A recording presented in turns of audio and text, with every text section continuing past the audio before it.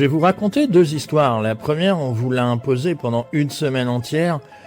La seconde, on a tout fait au contraire pour que vous ne l'entendiez jamais. La première, c'est celle d'Hamza. 14 ans, un pistolet à eau, le canal Saint-Martin en pleine canicule. Il arrose des passants et réclame 2 € de péage, se surnommant lui-même la douane. Pour ça, CNews, lui, consacre des plateaux entiers. Le Figaro publie 4 articles en 2 jours et le baptise « La terreur du canal Saint-Martin ». BFM envoie carrément un journaliste en direct, pour constater qu'un collégien n'arrose personne ce jour-là. Garde à vue, contrôle judiciaire et sur les réseaux, un déluge d'insultes racistes telles que ses parents ont dû prendre une avocate. Un enfant de 4e est devenu l'ennemi public numéro 1 d'un pays de 68 millions d'habitants. Alors retenez bien la disproportion, elle va servir. La seconde histoire, c'est Contre-Attaque qui nous la ressort cette semaine à partir d'une enquête de Mediapart datée de juin 2012. Un adolescent de 15 ans, posté dans la cour d'un bâtiment parisien, tire au pistolet à billes sur une policière en faction dans la rue, une bille, puis une tomate, puis une seconde bille dans la joue. Une fonctionnaire de police touchée au visage par un mineur en plein Paris. Vous imaginez le traitement de CNews ?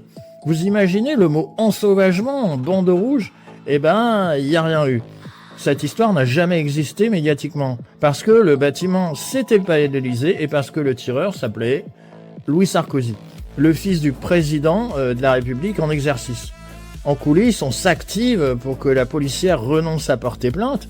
Elle demande sa mutation à Biarritz, sa ville d'origine, un poste que des agents attendent pendant des années, vous imaginez bien. Elle l'obtient immédiatement. L'affaire est enterrée et pendant ce temps, son père gouvernait le pays sur un programme sécuritaire qui durcissait les peines pour quiconque touchait à un agent des forces de l'ordre. La loi, c'était pour les autres. Alors, posons la question que ces deux histoires imposent.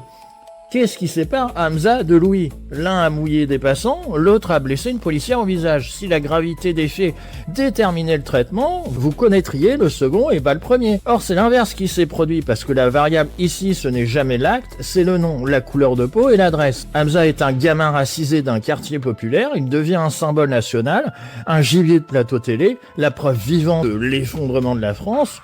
Louis est blanc, riche, fils du pouvoir. Il a le droit à l'effacement, au silence négocié, à l'impunité organisée par l'État lui-même. Les chaînes qui hurlent au laxisme judiciaire quand un ado joue avec de l'eau sont les mêmes qui n'ont jamais consacré une seule seconde d'antenne à un tir sur une policière quand le tireur dormait à l'Élysée.